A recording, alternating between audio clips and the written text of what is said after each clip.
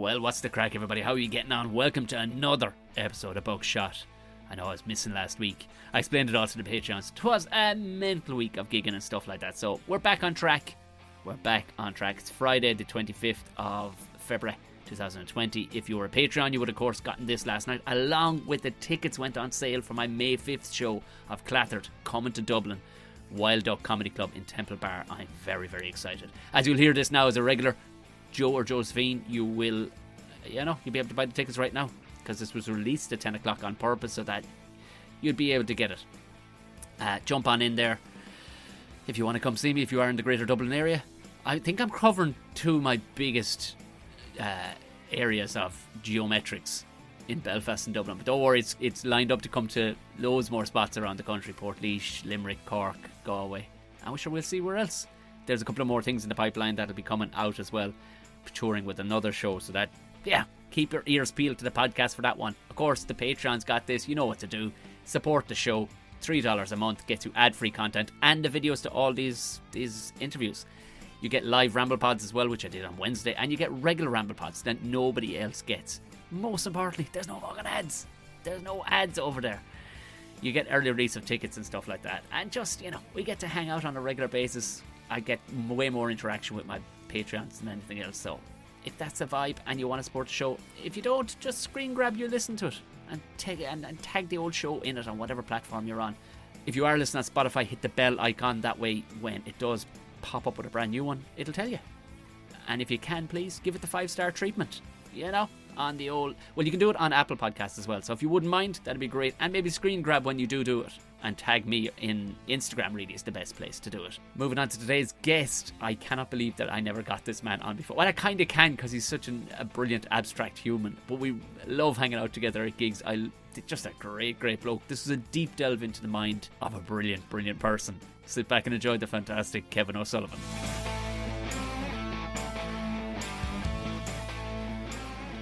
From sunny Cork. What's happening, Kev? Oh, yeah. Are you fucking nearly blown away down there, yeah? Yeah, it is actually kind of bad, but it's good though, because the heating in the house is like about 200 degrees, We were just talking briefly, Kev, and you said you wanted to do it from home anyway, like, because you were like, yeah. We won't be doing. So you're down at your parents' gaff. Why your parents' house is always fucking roasting? It's unreal. I actually have like a ginger beer here now. This tells you that I'm back home. It's actually called Ginger Beard. I've heard of Ginger Beard. And is it alcoholic? Yeah, it's 4.2. Like, you wouldn't. It wouldn't blow you. Anything. Yeah, it would knock your socks off. It's made in I don't know where it's made in. I thought. So it's ginger beer. Do you ever drink ginger beer? Do you know what? It's years and years since I drank it. You wouldn't drink too many of them, like, you know what I mean? No. It's the perfect beer that if somebody offered you a beer and you had when you get a really nice beer, you get an awful go for it. Like, you'd be like, fuck, I have to drive or I have to go do something. But getting handed a ginger beer, you'd be like, that's grand, just the one. That'll do. It's nearly like that pear cider shit when it came out. It was like, that's nice. It's nice, grand. I actually only heard that. I only understood that phrase, the goo, about 2 weeks ago. Really? I never knew what. Yeah, nobody says the goo in Cork. No, it took me ages, like 5 years of living in Dublin before I understood what, because I just always thought it sounded disgusting. I was like, people were saying it to me for years. They were like, Jesus, I did goo last night. I was like, oh yeah. I was like, yeah, not about it. Yeah, I know what you mean. Do you know? Yeah. And I'm like, that's the goo. It doesn't even make sense. Like, the goo. No, I'm amazed it's not actually origin in Cork, because Cork has loads of phrases that make no sense at all. Like, do you know what I mean? That's true. That is true. But it's just the goo. Like, someone said, they were like, geez, did you have the goo last night? I was like, no, I had a couple of pints. And they were like, so you had the goo. I was like, what do you have? And then they actually explained to me, because I was like, I didn't have the goo. I had a few pints. The more you say it, the more disgusting it sounds right now. I was like, I didn't have the shits. I didn't get a kebab or anything afterwards. I was like, just had about 6-7 pints with a buddy. And they were like, you had the goo. What's Like, the equivalent, the normal equivalent? Like you just got an awful hankering, I suppose. You know what I mean? Is that no? Because a hankering is prior to getting the thing. But if you get a taste of something, like an awful taste of more would be something, we'd say down south, really, isn't it? An awful taste of more off that thing, like. Awful taste, like, geez, you had a good taste. Yeah, I was just so weird. I never heard the goo. Yeah, it's a real Dublin thing, though. Like, it's. I'll never. Like, I have parents that come collect their kids, and one day, one of the dads was picking up his kids, and he was like, "Jesus, I'm dying." He was like, I got the goo last night." Like, and now that I think back of it, I'm like, that's hilarious. He was picking up his 4-year-old from preschool. He was basically telling me he was fucking half cut, like. But you know what? You have, just to clarify for the listeners, Kev doesn't hang around outside. He's actually a preschool teacher. But you know what? You'd be the preschool teacher that you can imagine fellas would be honest with you. Do you know if there's a very straight lace, Mrs. Moriarty comes out and walks out your child or whatever, you're like, thanks very much, Mrs. Yeah, good luck. You'd never tell her that you were on the sauce last night. You know what I mean? Like, but Kev comes to game and go, mate, what's the crack? Yeah. You're just like, cool. Yeah, I actually, do you know what? It actually makes me respect them more, to be honest. To be honest, being honest on it, yeah. And where is it in Dublin? Have you far to travel, like? I do. I'm out the north side, so that's why the goo would have been a used word out there. Do you know? Right. Yeah. Right. I'm at the north side, like. Yeah. Have you tried to implement your accent on any of the kids? That kind of way, because you have a strong Cork accent, like. There is one kid that she has autism, and she was kind of learning to speak a couple of years ago. So then she would repeat phrases. So she kind of has a Cork accent. A north sider with a Cork accent. Yeah. So she kind of has a Cork accent a little bit at times, which is cool. But like the kids even say, like, they'll say like that they're from Ireland and I'm from Cork, Yeah. to their parents. Yeah, they don't understand that I live somewhere else, But like, it's funny. I just you realize a lot of things. Like, I realized last week we were talking about maps, and like, up till the age of about 8, you have no idea that you are even on the planet. I don't think. You know what I mean? Kev, like, I don't think many people, because I would have studied maps and geography being a fucking civil engineer. And when I describe things to people and I hear them go, yeah, sure. Like, we travel. The one that kills me the most is people will say, like, you living in Dublin. And I wonder, is it a capital city kind of superiority complex? They'll go, yeah, we went down to Monaghan. I'm going, you fucking can't go down to Monaghan from here. It's fucking north of here. Like, I went down to Belfast. You fucking didn't. You didn't. Hear people describing, like, especially from outside large cities, if somebody traveling from Leitrim to somebody in a large city, they were like, well, you clearly came from the moon, because that is the furthest I can consider. Even, no grasp whatsoever of distance, position on the world, nothing. And they just get on an airplane and end up in Torremolinos. And it's like, well, this is just a hot version of what I just left. Like, they have no concept.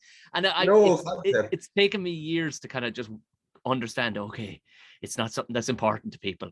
We're fucking countries and things. That's the thing.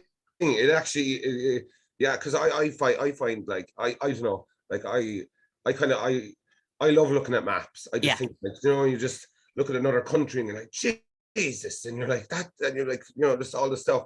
Well, I mean, most people probably don't even, the last time they probably didn't even have an atlas in school. That was the one book that, like, because I remember when I went to primary school, you actually had to have an atlas book. Yes, yeah. Do you remember that? But sure, I'm still such a freak. Like, I'll do things like I'll measure what's the area of the island of Ireland in comparison, and people constantly go on. I hear it a lot in conversation talk about how big the UK is. Ireland is only like it's only time and a half the size of Ireland. Like, so when you explain that to people, they're like, and also they've no grasp of maths and multiplication. To go, I don't know what that means. Is that a bigger field? Then I'm like, for the love of Jesus, no. But I do. I will actually Google square area of a country out of interest. Or do you know those ones that came up recently? They showed the true size of countries.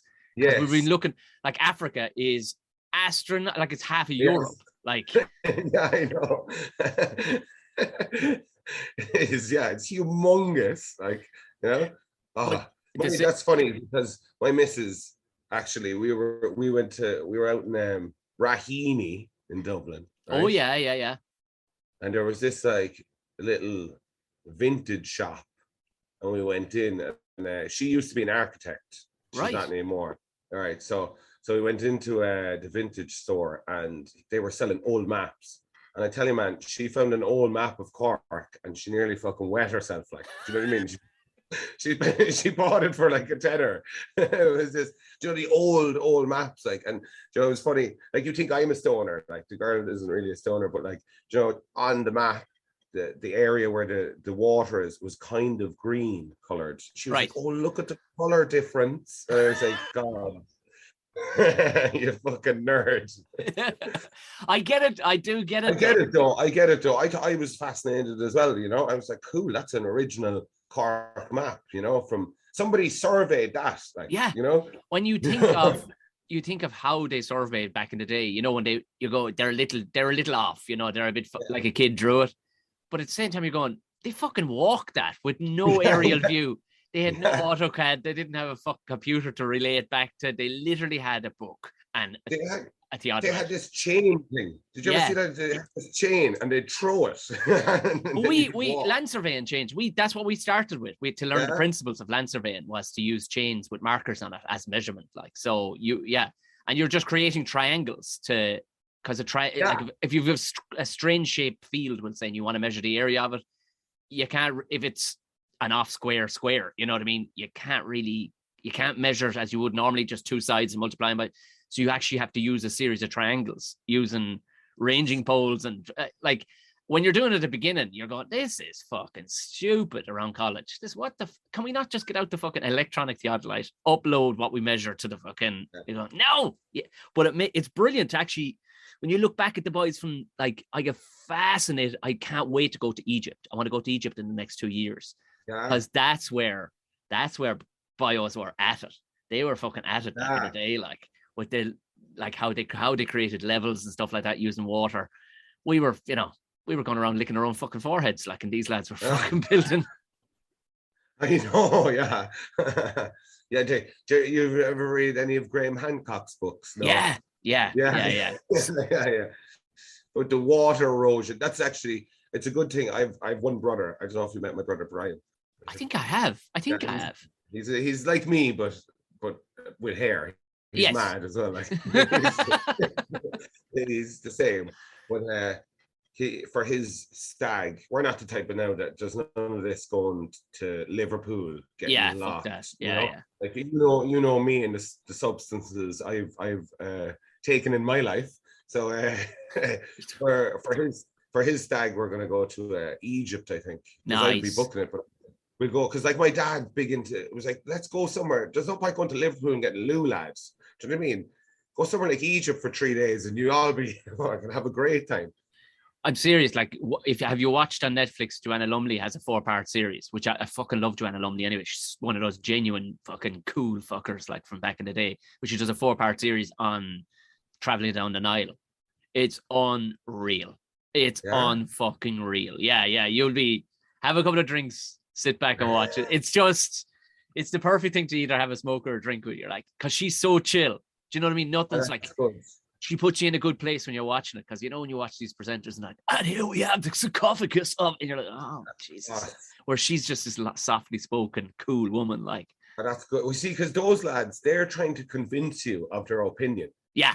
Do you know? That's what they're trying to do. And I don't like that. Do you know what I mean? That's what it bothers me. Because sometimes like when I was young, like Ancient Aliens, there was a little time period when I was smoking weed, I was believing them. Do you know? Your man with the big hair, like, and stuff. And now if you like, he's still doing that show. Like he's like fucking.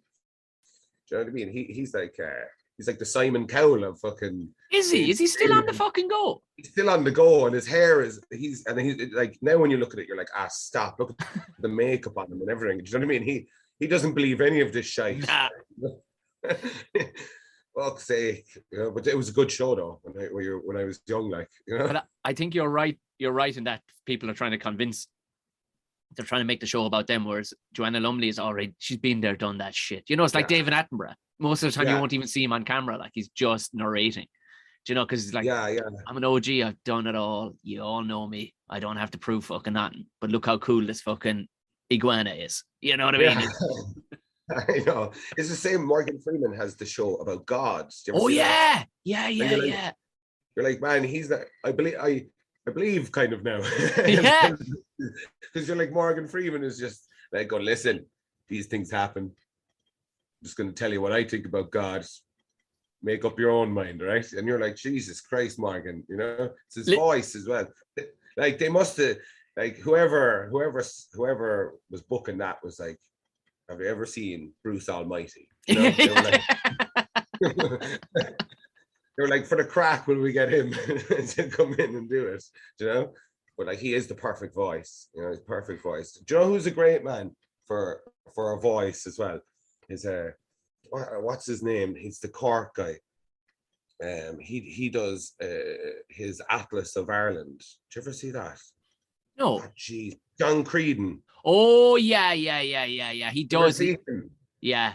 Creedon does there's a nice sound to him, all right. I heard Cillian Murphy actually narrating something recently. I can't remember what it was, but he was very did a good. BBC one, yeah. I saw him do a BBC one. Yeah, it was funny because there was a point, there was these like seagulls off the coast of like fucking, and he was going on about how they were going to die, but it was a real Cork tone, and it sounded, I was like, fuck, they're going to die, you know. He was like, it was just like real Cork dry tone, and like, you're just like, no, there's no forgivingness in that voice. No.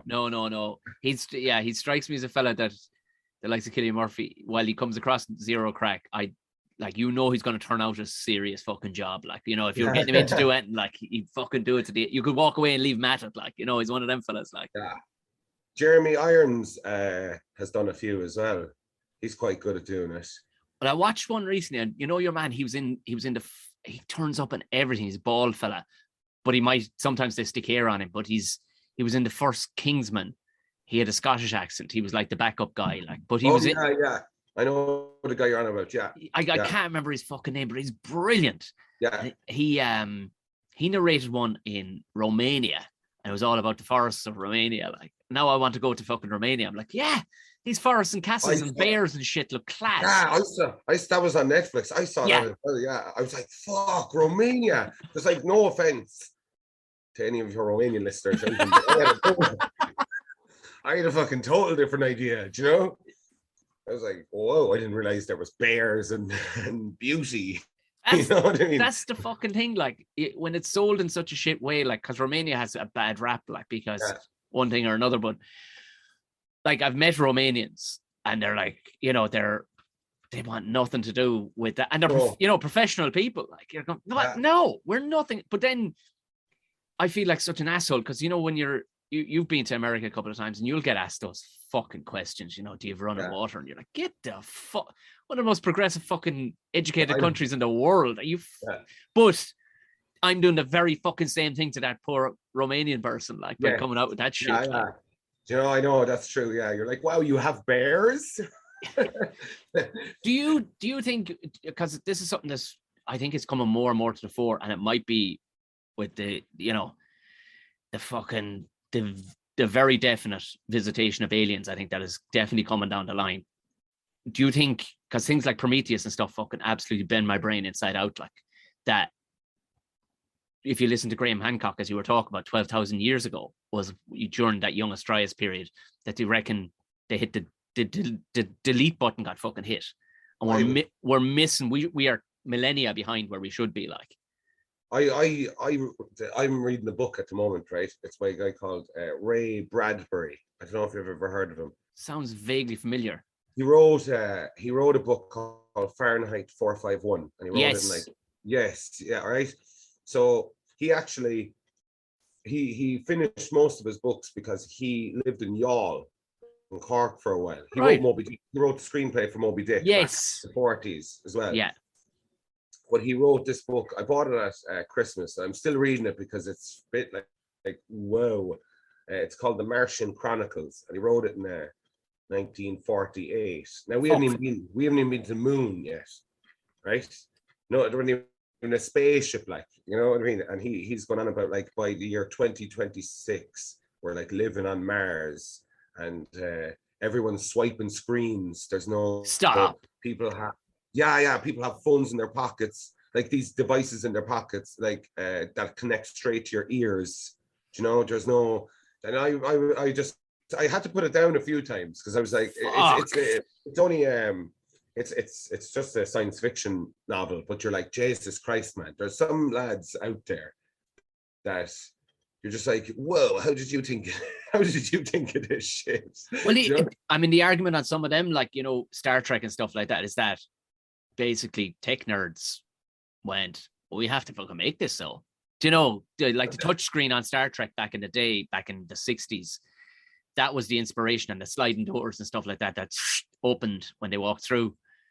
Yeah. By all accounts, a lot of stuff was like, yeah, okay, we will. That's where we're going to aim for. That we want to aim for touch screeny things and not pressy buttons. You know. Yeah. So, but who know? Like, for your man to be that accurate to it, I don't know if all of his stuff, but that. Do you reckon he time traveled then, if that's the case? Or he's a madman because the Fahrenheit 451 book is about how basically the government don't want books to exist anymore because written knowledge is knowledge that lasts over time. They kind of, it's and the firemen in the book, their job is to go around and start fires. They burn books. You know, I tell you, if there's ever a book to read, that is one book I would recommend. Okay, I want to read that book. That's going to be, the only thing is that'll drive me fucking insane because my brain never switches off. So I can't I can't put down that book now and then walk away, go. But no. His thing was he never wanted to write novels. So all his books, he was a short story writer. Right. And actually, Playboy, Hugh Hefner was the one who produced them, like, because he was the one who gave him a chance. He was like, "Fuck it, we'll put your weird shit in our magazine." You know what I mean? And everyone else was like, "Nah, man, you're insane." You know, going on about burning Bibles, and you know, imagine in 1948 and the 60s and stuff. You know, just he wasn't fitting in. But all his books are only maximum 300 pages, so they're made for reading in 2 days, like, you know. Okay. Because they do reckon, like, as Hancock reckoned, that like the water erosion on the side of the Sphinx and stuff like that can only be done over vastly longer than what they're suggesting the Sphinx was actually built, like 15,000 plus. Yeah, man, that's like, and as well the fact that they only leave Egyptologists do excavations around there. They don't leave any, like, that's a bit like, you know, come on now, lads. Do you know what I mean? Yeah, gives a look. Gives a fucking look. Give us a look. They're like, no. There's nothing there. You don't need to have a look. Believe me now, right? Me and Omar are telling you, right? Things like that. I read The Fingerprints of the Gods. I just started doing stand-up. It was like 2012. I just started doing stand-up, and I moved to America, and I was living in a basement in New York, in a basement now, classic, like, but on a couch, like, and the window wouldn't even fully close. Like, it was just mental, and it was the winter, and I had got the best weed of my life, like, over there, and I was smoking, and I was reading Fingerprints of the Gods, and I genuinely thought the world was going to end. You know, have you ever read Fingerprints of the Gods? No, I haven't. The world was going to end. It's one on a list, all right, that I'd love to read. Yeah. Jesus, I thought the world was going to end. I actually was like sending emails to people saying goodbye to them. I like the way you topped that story by going, I got the best weed of my life. And then that's what contributed to it as well. You know, I think, like, like when the problem, when you smoke weed and you read these things, you want them to be true. Okay, right, yeah. Okay. Because your brain is like, of course you want it to be true because you're on a substance. Yeah. And and then if this is all true, then maybe you don't have to go to work tomorrow. Maybe you get to just chill out for the rest of your life because it's all bullshit. So like you kind of want of course you want aliens to come down, Few days, definitely a long weekend they'd give us anyway, for fuck's sake, if the aliens you know what I mean? If aliens came down, I'm hardly going in teaching 1+1 on Tuesday morning. You know what I mean? That, like, Montessori is cancelled, I would say. There's other pressing issues other than the only thing is, it would mean there would be the one group of people that wouldn't give a fuck. You know what I mean? They'd be the one group of people who go, what? Yeah, well, where's Mr. Kevin? Because we need to fucking do some finger painting. It's Monday, and that's what's happening. Do you know what I mean? There'd be the one group of people in the entire world who wouldn't give a piss. They'd be like, yeah, so there's aliens. There's also dinosaurs. Fuck off. Like, Well, you nearly wonder, like, if it is inevitable, and it seems to be at this point, like, there's something anyway going to happen. But if like they were like, do you know what? Let's test out a little flu on them and see how they react to that before we bring in the aliens. Yeah. And we didn't react very well. No, we pissed about. In the overall scheme of things, we absolutely, as a species, we shit the bed. We absolutely we've shit the bed so bad, just going like we didn't handle it like adults. Like, no, we didn't. Like, fucking hell. It was, looking back now, it's like, oh my God, that was the biggest fanny move of all time. We were such knickerses, like. Like, I mean, there's no way a spaceship's landing next week anyway. Like, there'll be war. Like, Well, maybe it'd be prime time to land a spaceship. God, these fuckers are just. We can just do whatever we want if we land. Yeah. Well, if you wanted a bit of control, stop. Swing in now, lads. They're primed for it right now.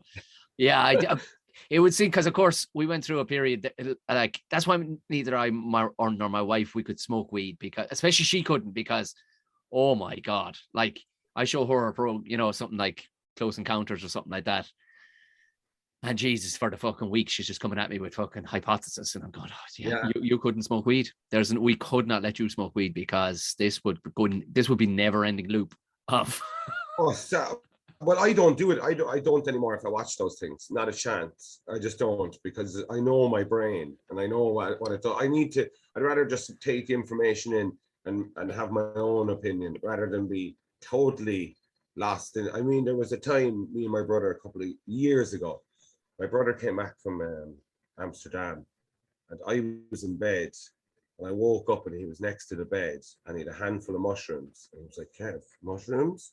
And I was like, all right, nice to see you back, Brian. Right? And, we ate the mushrooms, and we watched a couple of like space documentaries and all sorts of shit, and we actually tried to book flights to Egypt. Like, no joke, like, because we were like, we have to go see now, because while you're high, you don't think the trip is gonna, like, there's no concept of this is going to end. Yeah, of course. Yeah. Okay. Right. Yeah. So like, we'll fly there right now and we'll solve it all. Do you know what I mean? And like, where's my traveling hat? I need it. Yeah. My explorer's fucking gilet. I'll put it on right now. Once we turned on the computer, I think we could. It took us a long time. We couldn't even spell Egypt. You know what I mean? We're just, and then our mother was in the kitchen, and we were talking away to her the whole day. She like, we'd sunglasses, and now that we look back at it, like, our mother's a legend, right? Like, we'd sunglasses on and everything, inside the house. And we were just inside the house, inside the house. She knew. Oh, she knew, but she was, you know what? My mom is one of those ladies. She was delighted that we were in the kitchen chatting away to her. But sure, in all fairness, do you need anything more? Like, you're not being belligerent. You're just being probably hyper enthusiastic about what she's doing. Yeah. You know what I mean? Oh, man, wow. So you You just leave the tea stew for that. That makes sense, Mom. Nice.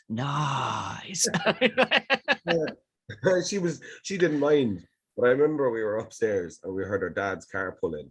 We were like, we need to get the fuck out of the house. So we got out of the house. And I was driving a Ford Focus at the time. We got into the Ford Focus and we sat in the Ford Focus in the driveway. And after about an hour and a half, we were like, they haven't seen us leave.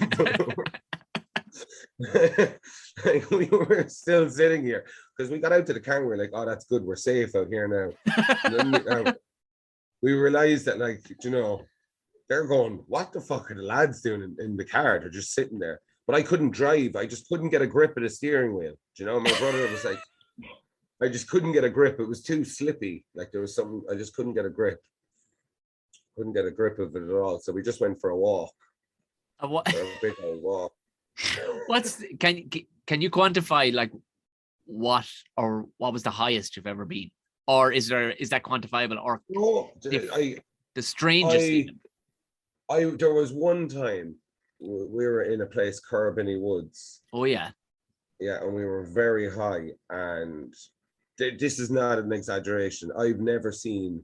I've got high a lot in my life, so I'm well aware of what's real and what's not real. You know, when I do things, like I'm okay. Sure, you see me. I gig all the time. Like most people, if they smoked what I have smoked before I gig, they'd be on the floor. You know what I mean? I'll just be myself. I'll be normal.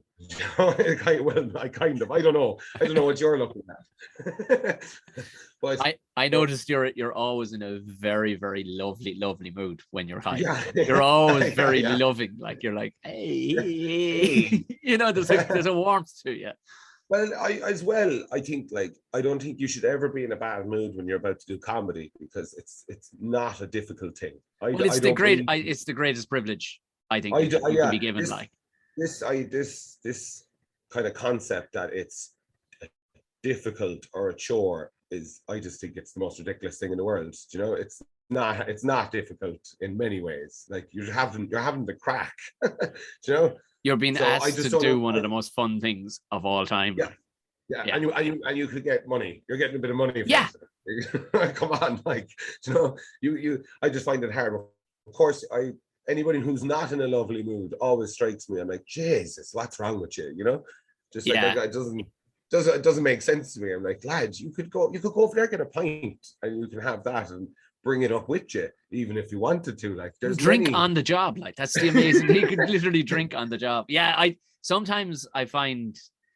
I mean, there's no licensing to get into comedy, but sometimes you're nearly thinking there should be, to a degree, because some people are in it for the fucking wrong reasons. You know what I mean? They're furious at something, and they can make it work sometimes, but you're kind of going, you don't look like you're enjoying this at all. No. Even all the worst gigs I've done, I look back and they're hilarious. Oh yeah, well, you know yourself, a brute of a gig. Yes, there'll be a brief moment, like, especially if you're by yourself and you're leaving it, you're like, what the completely. But then, like, 15 minutes later, you're going, oh wait, and I tell the boys about this one. Yeah. Like, oh my Jesus. Like, we'll get on to the horrendous one that we did together. Like, we'll finish the Corbinny Woods one, please. I'll tell you, right? So we were maybe, I was probably like 20. My brother was 17. And across the way from Corbinny is where the naval base is. Yeah. Right. And we were in Corbinny. It was a great spot to go to look at the stars, because around Corbinny there's no light pollution. So you're just looking straight up, and then you have Cork Harbour. So there's no light pollution there. So I mean, star-wise, it's just unbelievable. But genuinely, there was a hovercraft. I am not joking. Like, I don't know if it was because we were so high. My brother saw it as well. It was just hovering. It was like this. So not like the hovercrafts that you see the Navy SEALs using, that skim across the water and then onto the beach. But this thing was actually a craft that was hovering. Yeah, in the sky. Describe, please. Jesus, you're the first person in 216 or 17 episodes to actually have had an alien experience. So I need to know. Because it's one thing if you saw this shit in Arizona, you go, yeah, but that could easily be the Americans. They've an $8 trillion fucking budget. Yeah. The Irish government ain't making no fucking. No, that's the thing. Me and Brian were like, "Is that what? Is that a hovercraft?" It was, and it was over. It was genuinely by the naval base. So we still are not sure if we just were super high, and it was something quite ordinary that got distorted. But it was quite a clear night, like, and I'm not messing this thing. How high like, up was it? Would you say? I would say it was about maybe like 200 feet. It wasn't that high, 200 feet maybe. Above the water or above the base? Water, above the water. And what shape was it? It was like, it wasn't circular now or anything. It was kind of like a bit rectangular, and at the back it had like proper jet propulsion, like jets, like, you know. And it was, we were like, whoa. And I'm, to this day, me and Brian don't know if it was because but I've got high so many times I've never seen shit. Regardless of what you took, the fact that the two of you could be put in a room, two separate rooms, and describe the same thing. Do you know what I mean? Like, yeah. We like, it was probably something with the Navy. I don't know what they were. It was probably just a regular ship of some sort. But that is the weirdest thing I've ever seen. Was there a noise coming from it? Like, there was a little noise coming from it. Yeah, a bit of humming, like, you know. And we were just like, what the fuck? And like,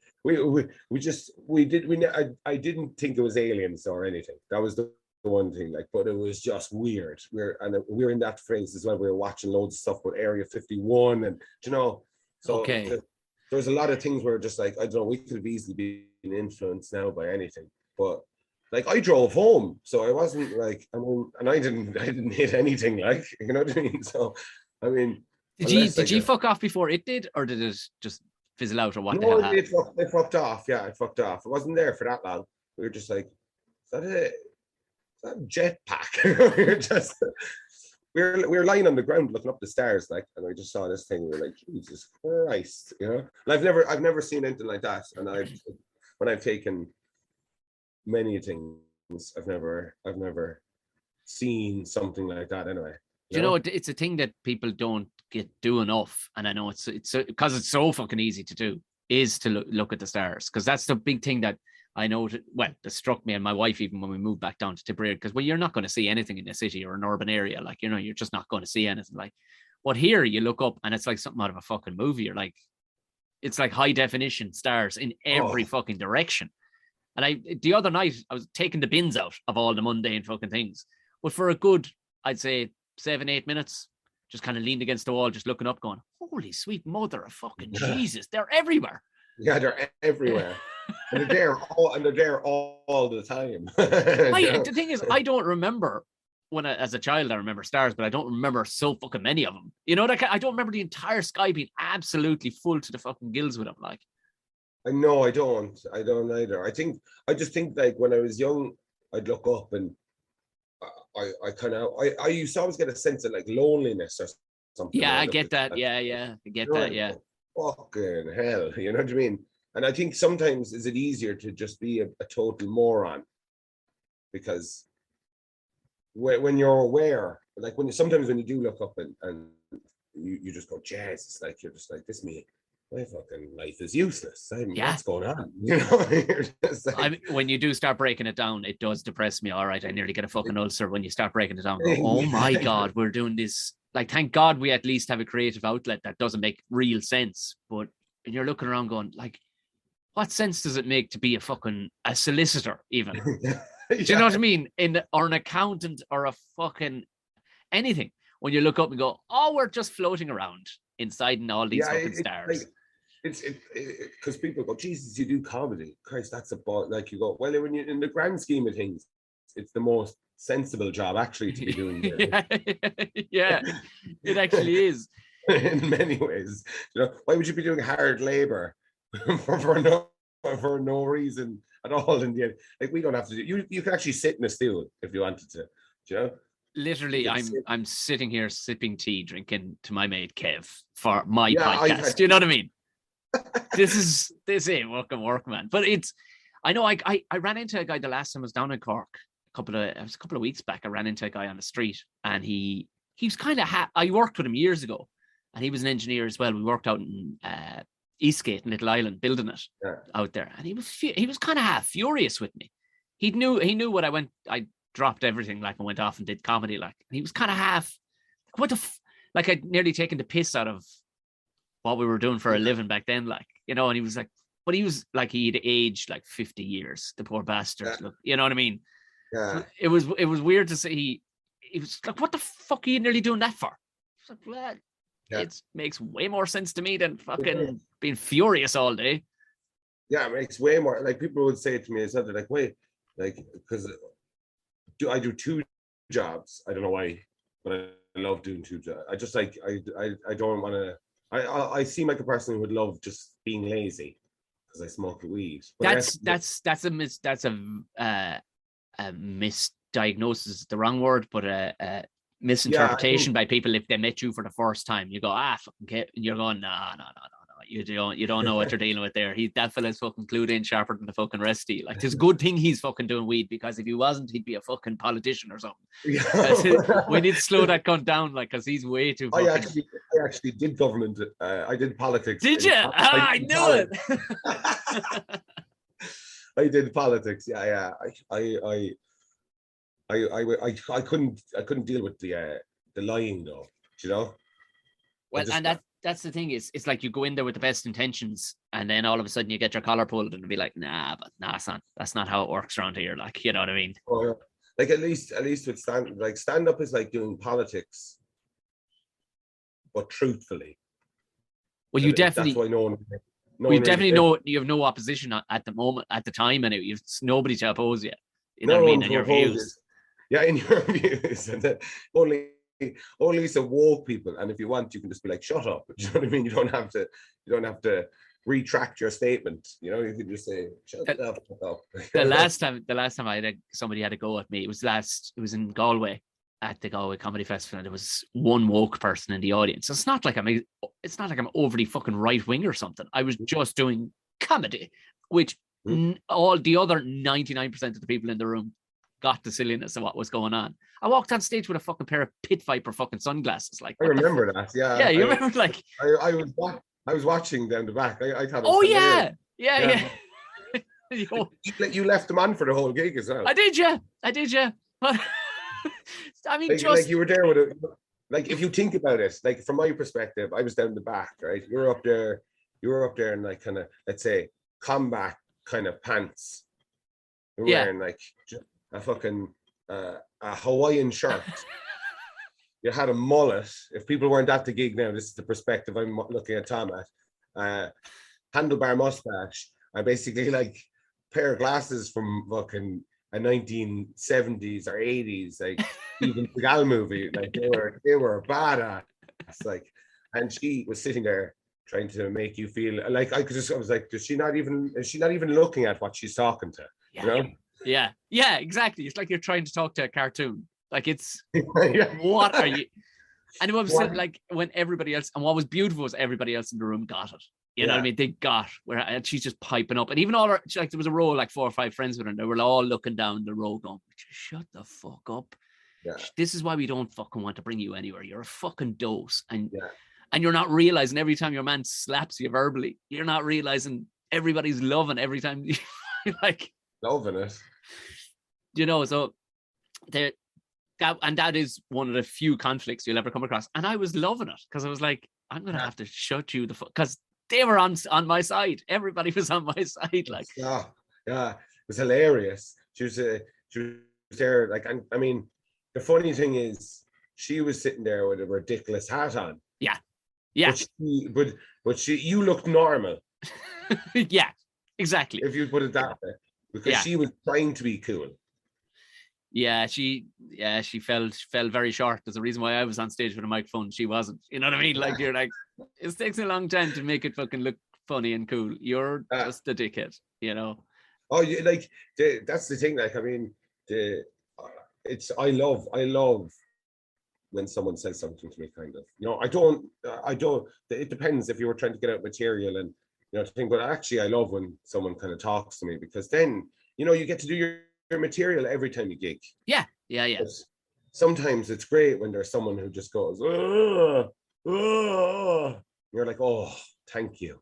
Well, I mean, especially the constructive stuff, you know what I mean? Sometimes people, in the most golden moments, there are some things you can't even fucking double down on. You can't even double on, like, because I remember doing a gig in Strabane years ago, and this fella, it was in a nightclub, like, in this poor old devil, he was steaming drunk. And I always feel for somebody who's steaming more than, you know, and he wasn't being disruptive in any way, but he was like, just about holding it together, the poor fucker, like. And he went to sneak off to go to the toilet. He was sitting on a small bar stool, the low ones, and as he kind of crouched down and went off to the right, his foot got caught in the stool, and he fell, and his foot just whipped like a fucking whip. It just threw the stool up into the air like fucking 5 or 6 feet and came straight down on his cock. And I mean, there was nothing. Like, everybody froze looking at it, and I was mid-sentence, and thankfully at the time I had enough stage maturity to realize nothing I'm going to say for the next minute is going to be funnier than what we just witnessed. Yeah. So I better acknowledge this. And literally, Patrice O'Neill, like, pretty much dropped the mic and just nodded at this moment as this poor fucker crawled off, and he made that like that sound as well. Yeah. And there was no getting better than that moment. It was like, well, I'm so glad we were all here to see that moment. Like, yeah, those are perfect. There's nothing. There was one time I was it's funny, my brother always thinks it was magic. I was on stage, and there was, remember in the Inter back in the day, like, there was a speaker on the stage that would be connected to a phone. yeah. All right. So high technology, like, yeah, high technology, like, and Aidan was out of the building. He was away, right? He was like down the road or something like that. I gotta get a coffee, man. I gotta get a coffee. Yeah, somewhere, like, he was off gone somewhere like that. Do you know what I mean? Getting a coffee, and I was on stage, and my brother was there, and we were on acid, and you're on stage on acid. Okay. Yeah. And this, I was only hosting the place. This is like my third weekend hosting the place. No, for fuck's sake. But I went boom, and I pointed at the speaker, right? I flicked my finger and boom, pointed at the speaker, and the music came on. No. Yeah, and the whole place was like, what the fuck? What came on, and what had you said? Or what was someone had kind of said something to me, and I then was like, nah, and I went, oh, and it came on. But what happened was Aidan had came back into the building. We found out afterwards. Me and Brian thought I was magic, like, and the whole audience thought I was magic as well for a second. But actually, what happened was Aidan came back in and was coming back up the stairs, and it just connected to us. His phone, and music came on. That's all that happened. But for a moment, everyone, like, my brother was like, man, no, that you did that, you made that happen. Yeah. I was like, I don't know. But for that one moment, the whole room was just like, whoa, you know? I was like, no matter what I said after that, there was nothing kind of funnier, because it was just like, here, what's going on with that, lads? Do you know? Yeah. And you see, that's where the love of comedy comes in. Like, even if somebody gave you the opportunity to recreate that again, you wouldn't do it, because you're like, well, this is. I was only talking the other day to somebody, and it was about a guy. He doesn't do comedy anymore. But he used to do this bit where, and in the middle of it, he would make a mistake by switching 2 words around. Now, I saw it the first time, and it killed. The first time I saw it, I went, oh, that was funny the way. And he kind of, he oversold it a small bit, like, but it was like, okay. But then I saw him do it like 4 more times, exactly that mistake. And it wasn't a well curated fucking bit or anything. It was like genuinely tried to make it look like he fucked 2 words back to front accidentally, and then went, and kind of, I can't believe I just did that kind of it, and it killed all 3 times. I'm like, oh no. I get you obviously do material on the reg that's the same, because it's your stuff, but don't put in don't do that. Yeah, you're faking magic now in the middle of what is already a magic thing that's happening, that you get to fucking make people laugh for a little. Like, don't do that. That's don't fucking. Do that. It was funny. It was 2 weeks ago. I finished a gig, and then Joe Dowling got on to me, and he was like, Kev, there's 10 minutes. I was in town, and he was like, I just need something to do, 10 minutes. And I was like, finish a gig. I was like, fuck it, I'll call over and do 10 the Woolshed or something, was it? Yeah. No, it was the Haven. Right, yeah. I called over and the place was jammered because there was all these TEFL students in. Right. And I was like, fuck, I was just thinking, I had already done a gig and I was on the way, about to go home. And now I was like, bollocks. I was looking forward to just coming in and trying something. And I was like, I'm going to have to do material for 10 minutes. I was like, So anyway, I wasn't feeling it before I was going up. I was like, bollocks now, like, you know, I have to go up there and tell jokes again. I know, like, but you know, sometimes. Yes, I get you. Yeah. You're like, I just did that. I should have went home. So he was bringing me up on the stage, and as I was walking up, there was this little vape thing. Now, I genuinely, right, and it was wiener colored. It looked like a little sausage. And I had no writing on it or anything. It was literally the shape of like a hot dog fucking wiener, like. And I just picked it up off the floor. I saw it. I was like, how's anyone seen that? And I picked it up off the floor. So it was on next to the stage, like right next to the microphone. You know what I mean? And I picked it up and I just showed everyone in the room. And I was like, did someone lose a sausage? And then for 10 minutes, I just got to talk about the sausage. And I was offering people a suck off a sausage, right? And then I gave it to someone anyway. At the end of it, I just gave it. And anyway, at the end, people came up to me, right? And they were like, did you write that? Did you? I was like, it was a prop. No. Yeah, it was a prop. I was like, why would I fucking bring a sausage? And plant it on the ground first, before I go up there. Yeah.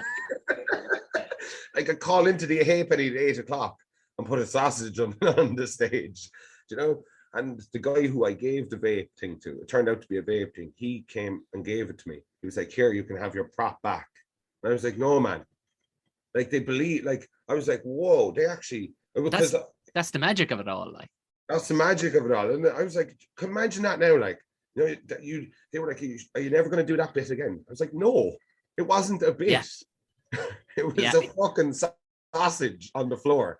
And I took advantage of the fact that there was something that looked like a sausage on the floor. And there was Germans in the room. And I was like, yeah. I was like, this isn't something I said at home. Going, fuck me now, what will I do tomorrow night? Like, I guess that's sometimes where the vicious crossroads of, you know, are you fucking really commercial in what you do? You know what I mean? Like a really commercial comic would go, that's staying in. I'm going to have to get myself one of those things. You know, maybe not to that extent, but it would fucking kill me. It's like, no, kill me. It would kill me. It's like, no, this is not, no, this is where, that's not where the fuck I'm at. But I've seen, you know, commercial fucking comics will do that fucking thing. And you're like, but that, and they'll go on and they'll make fucking, but you're like, what? But at the same time, you're coming away going, what are you? Are you genuinely funny? Or, you know, like, where's the fucking love in doing that? Oh, like, you know what I mean? Like, down Lidl, just buying all the fucking wieners, like. Or, you know, at your carrot shop, you know what I mean? Yeah. Fucking freaking out at the airport, like my fucking luggage bag of wieners didn't get through, like. We did a gig together. You booked me for a gig. Well, no, was it you to book? No, wasn't you? Was it you to book me? Oh, Jesus, it wasn't me at all. No. Who was it that booked that? Was it Mark Doheny or somebody? No. Okay, so there was I did one there years ago. So this is Trabolgan for anybody, which is a holiday village / kind of Irish version of Pontins, I suppose. Butlin. Yeah. An Irish version of. I don't even know. Oh my God. I think it's just an Irish. It's no version of anything. No, it's not. It's really not. Like, there shouldn't even be holiday destinations within like a holiday village in Ireland. Just is already wrong. You know, we don't do it right. You know, we do foreign holidays right, and we do going to like West Cork and to like we do renting houses right and going away. But we do castles good. We do castles pretty good. Yeah, we don't do holiday villages. You know. We don't do holiday villages. Oh my God. It was Mark Doheny. It was, yeah. And they were trying to, so to give people perspective, you were already there. I landed in because I'd been filming it on a thing all day in Cork. So I shouldn't have taken either, like one or the other. And you picked me up. Yes, I picked you up. And man, I was fucking wrecked. So when you're afraid and sometimes that's the most beautiful time to do comedy, because you can just kind of sit on a stool and just, you have no, at that stage, you've nothing left. You're like, I've no nerves left. I've no nothing. So let's just have a good fucking time. And if the audience are on board, then it can be a beautiful thing. But we landed, we landed in. No, I dropped you home. I didn't pick you up because I know I was lost when I got out there. No, I stayed there. I stayed down there. Did I pick you up? You picked me up. Yeah, I dropped you off, and you knew where you were going. I remember that because I got lost and I ended up inside this kind of leisure plexi place of hell, where like parents were there, and there was a lot of fucking. I'm not making judgments on who or what backgrounds these people had, but my God, it was fucking rough. There was people having a couple of drinks, and there was kids just going apeshit at basketball machines. And this is like 9:30 at night. These kids should have been in bed. It was just, and there was music playing. It was just horrendous. And I was like, please don't let it be here. And you called me across this fucking courtyard to this bar area that was just, it had the soul of a fucking cowshed. Like it was... Yeah.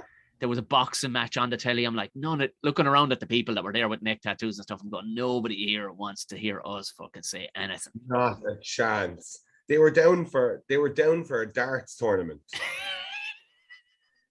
And they decided we'll book some comedians to entertain all these darts players who probably were drinking since 11 that morning. Like, some lads can only play darts when they're drinking. Yeah. And the kids were even in the pub. There was no. The thing that I always found the funniest about that is the gig was meant to start at 9:30. Yeah. And we actually started at 12 o'clock at night because they wanted to wait till after the Anthony Joshua fight. And they were like, oh, we didn't realize. Which went the full 12 rounds, of course, yeah. Yeah. They're like, what? The fight started at 10. How did you not think? Like they were like, oh, and I was like, you're meant to be entertainment, like managers and stuff. This is the most, and we had to wait till after the fight went finished. That's the ironic thing is these people are supposed to be event managers, and it was possibly one of the worst put together things and time I've ever seen. There was no proper staging area. It was just this. And I remember going up, and I was broken at that stage because I'd seen the hell they'd given you. Not even hell, it was just like fucking talking loudly amongst themselves, like, and stuff. Oh. And then a bunch of the staff came in who looked like these. They all got fired from whatever cruise ship they were on previously. Like they weren't, some of them looked like they were on the run. Some of them definitely had been in prison. And I remember just cracking inside my head going, fucking shut that fuck up. I'm going to fucking do this and ram this down your fucking neck. I'll do 15 minutes of fast talking and just get the fuck out of here because this is not. And I remember the guy afterwards, the guy who'd booked it or whatever, was like, hey, I think that went well. I think that went well. And I'm looking at him going, what the fuck went well about that? Yeah, I think we should book more in venues that we have around the country. I'm like, no, don't you ever book anything ever again. Get a job with the civil service, or because you are not meant for this business. You know? It's the same thing as well. We'll get you back. I was like, please don't ever have me back. Like the funny thing is though, if that's the place to bring a sausage, that's really the gig now that would have been the gig. That is the gig to bring all the hacky take me wife, please material. That is what who left the sausage on stage? That is the place to bring. Yeah. I bet your wife likes the sausage. Yes. I bet she's never seen one this big. All the lads elbowing each other. He's very funny. Like Jesus, he was brilliant. Oh, jeez. Yeah. I can imagine like at the end just signing sausages and giving them out to people. Like, you know what I mean? And that would be you forever. You'd be known as like, fucking what's his name? He became the Hot Pockets guy. What's his name? Hot Pockets. Why can't I fucking think of his name? He's got an Irish surname. But Gaffigan. That'd be you. You'd be Kevin Sausages O'Sullivan. Saucy O'Sullivan does it again. Saucy O'Sullivan. There'd be people with sausages on the mantelpiece, like sponsored by Clonakilty, like or Flynn's. Oh, I'd be definitely kind of guilty, man. Yeah, it'd have to be. Yeah. Oh fuck. I did, and the funny thing was, that was the second gig I had done in Trabolgan years ago. Before that, they actually tried to book one. They booked one, and Did they? yeah, they did, and and me and Cornelius went down, and there was about four people at that. About four Lovely. people. And Lovely. that was horrible, but I could be careful what you wish for, because you know what we said that night when we did the one where there was four people. We said, I wonder what it'd be like if it was full. Great. And then I got asked to come down the next time, and they said it was going to be full, which, to be fair, it was full. Oh yeah. It was full. They didn't lie about that, you know? And they did pay, but my Jesus, you know, myself and Patser Murray did a festival. We were booked to do a festival in Tipperary, Right. in the old Greyhound track. Oh Jesus. Yeah, do you know? All right. And there was meant to be a couple of hundred people at it. We were getting good money, and we were meant to do a half hour each. So we were meant to fill an hour slot, and we were meant to be in this comedy tent. So we got down there. There was no one there. Apparently, they told us at the same time in another area of Tipperary, there was the Pumpkin Festival happening, which is hugely popular, and everyone was at that, so they weren't at this festival. The comedy tent was a gazebo, right? It was a gazebo, and do you know that thing in comedy where you're like, if you do the time, you'll get paid. Yeah. Do you know? I mean, Pats were like, we're gonna have to do the time, and if we do the hour, we'll get paid.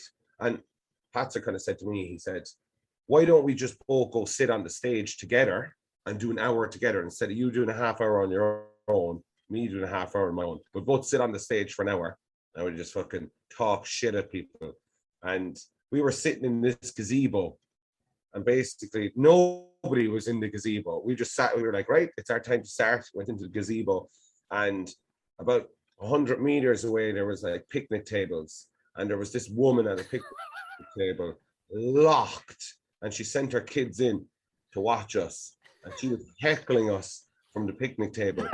Like 100 meters away, she must be fucking sending fucking the kids in with the heckles, doesn't she? She was like, fuck that shit. She was shouting at us. Like, we were like, what is going on over there? We were like, girl, hey, we're like, shut the fuck up. It was like 2 in the day. And the thing is, like, you get gigs like that, but thankfully at least you'd Pats or with you or whatever, and the two you were long enough in the tooth to know that it was shite and you were going to plow on. Like, but you know yourself, early doors, you'd wonder why you'd stick with comedy sometimes when you can. I remember it just dawned on me just there. It was with Con as well, and I think there might have been a couple of us, and we were on a fucking trailer in Fermoy, man, and we were all so excited because it was ahead of part of some festival that goes on there, and Pat Short was on. But sure, Pat was going to come on and do songs or whatever, you know what I mean, and do his old characters and stuff. Which we all, like, technically it felt, we're supporting. I'm supporting Pat Short. That's what I'm doing right now. Because I was doing comedy about a week, I'd say. But sure, I mean, it was the worst fucking gig of my life, if you think about it. Like, it was just kids running at the trailer shouting, where's Pat? You know what I mean? Like, singing Jumbo Breakfast Roll at you, like, and you're trying to tell your couple old jokes, like, they're going, oh, for the love of Jesus. Like, that happened to me at a Farm Fest. That's what I was going to get to. How I sidestepped. We talked about it the other night when we met down in Cork. Jeez. It came up, and thank fuck I sidestepped that. Fucking Farm Fest. I had to go on after Rory stories, and that's all they were there to see. Of course. Yeah. Do you know? Which I was doing comedy maybe about 3 years at this point. So I already knew it was going to be a shit show and I was going to have a hard time. So I got up on stage, and the minute I got up on stage, literally everyone left. There was probably about 150 people there, and they all just started leaving. Now, if you had feelings to be hurt, Jesus, man, you'd be fucking, you know. I was actually like, I was like just standing there, and there was maybe about 12 people left in the room, and there was one lady, she was ossified, and she started slow clapping above her head. Like the Icelandic Viking clap. Yeah. Started slow clapping. And she started this song. She went, "There is a moose." And everyone went, "There is a moose." You ever hear that song? No. I don't know. But you were on stage looking at this. Right? And then she got up. And she got up on stage and took the microphone off me. Oh, fuck. I let her take the microphone because I just let her. I had to do 20 minutes to close the show. I was like, fucking, I hadn't even said a word, Tom. And I let her take the microphone and she started singing songs. And they had, on the stage, they had a bucket of cans with ice in it. So I just started drinking cans. And because we were kind of semi outside, it just took my pipe out and puffed it away. Darren gave me a light. Said, like, you know, you have a minute left. So I took the mic off her and I said, and she sat down and I said, "All right, thanks everybody." See ya. It's like, fucking, don't ever tell me that I didn't do my time, you know, because I was like, nah, I did my 20 minutes, pay me. Oh, fuck. We went, I had a backpack with me. And I filled my backpack with cans. I was like, fuck these people now.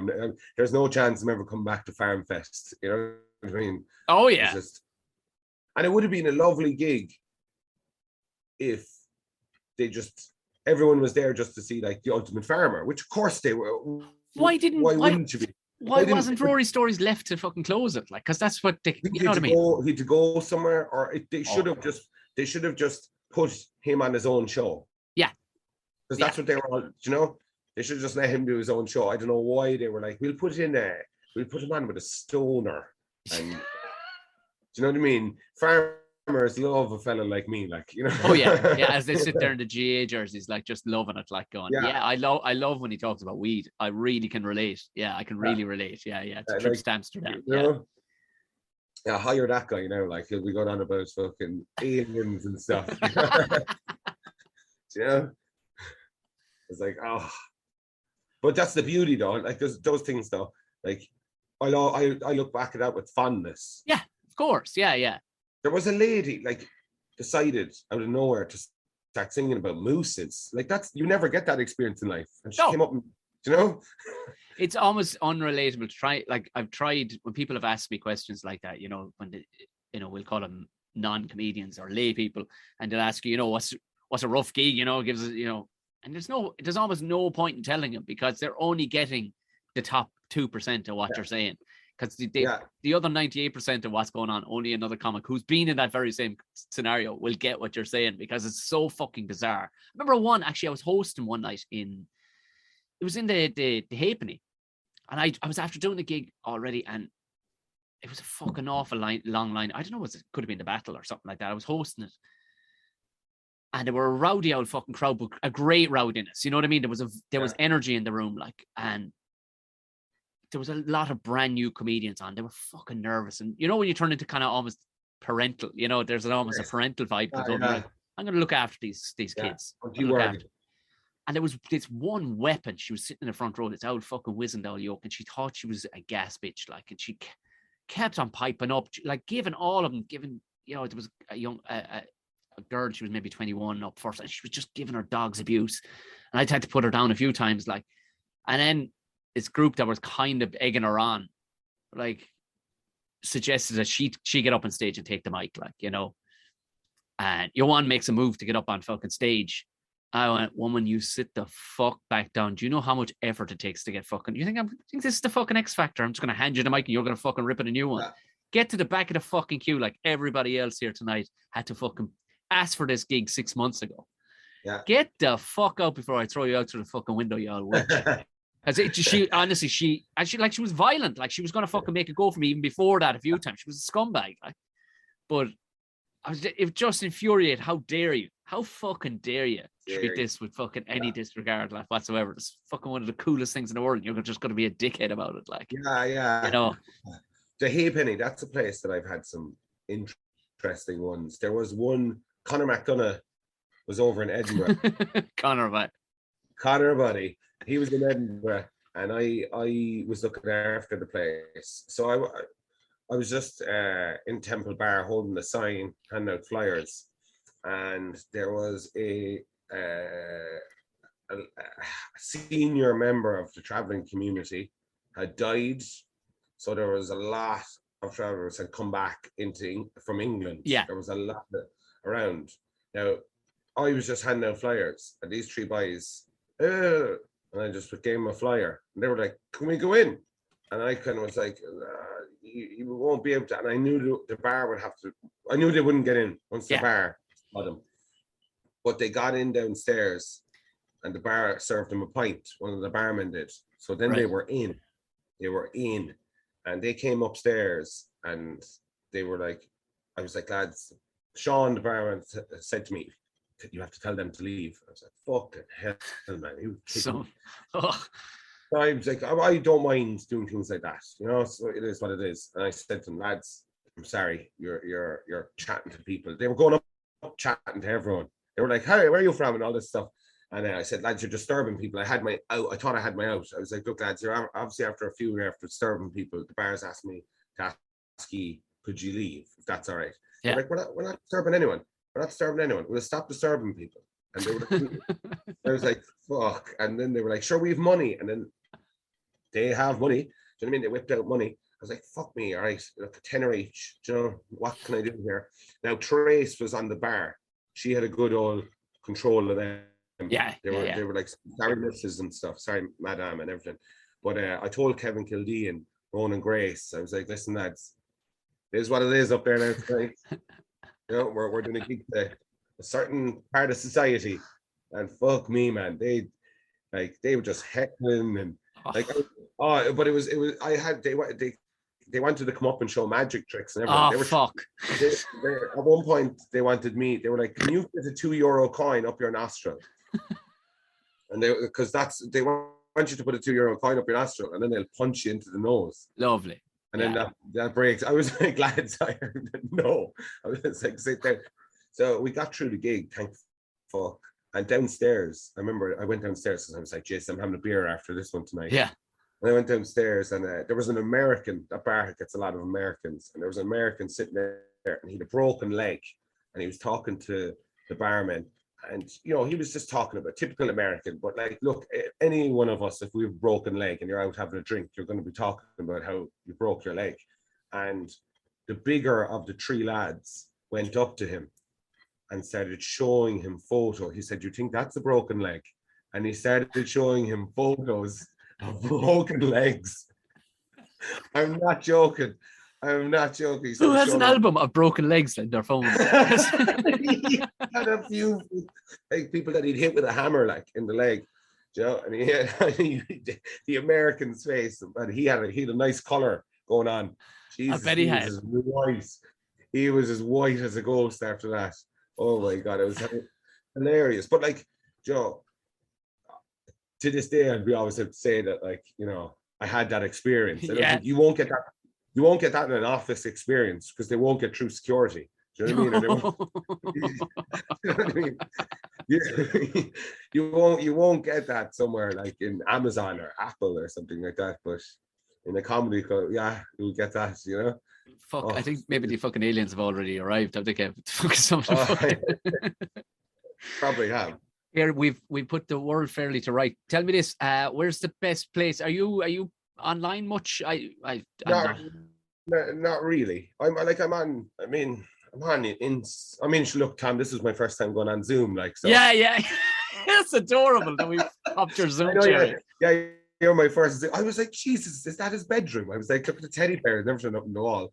And I was like, oh no, that's his office. I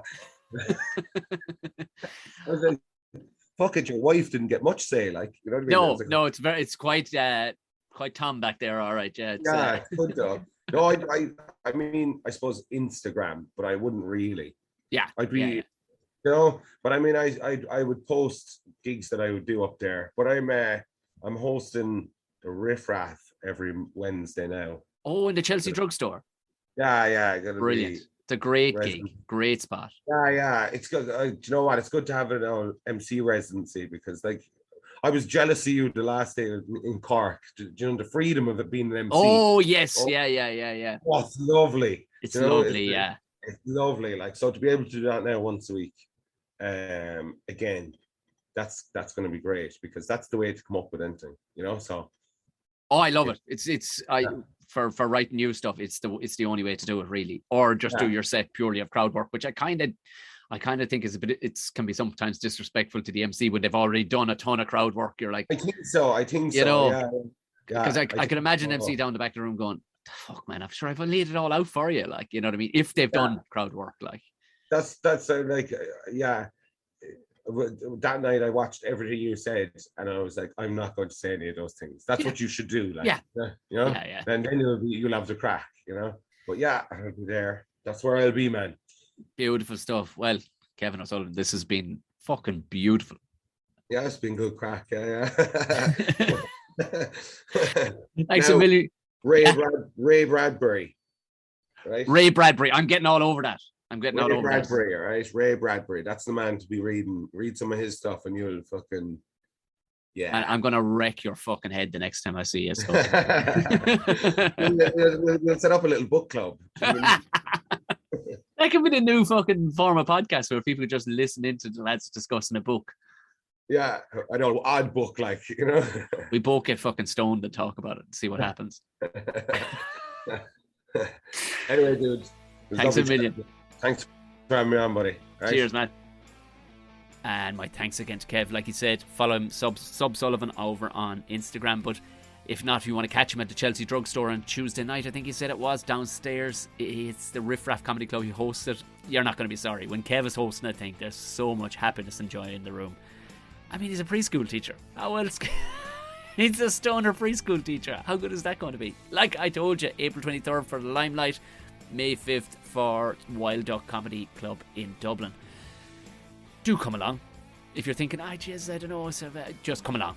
Come along, bring the buddies. Let's fill these places out, because I'm very excited to bring you this new show. There will, of course, be updates with venues from around the country, but those are the two that are on sale right now. Like I said, if you are listening on Spotify, hit the bell so you get the notifications, and if you would rate it, please, that'd be absolutely fantastic. If you'd like to become a Patreon, look down the show notes. It's $3 a month, and I told you already the benefits of it. No ads, sans ads. Listen to me being internationally right. Enjoy the rest of the weekend, everybody, and I'll talk to you again next week. Good night, blessed, thanks.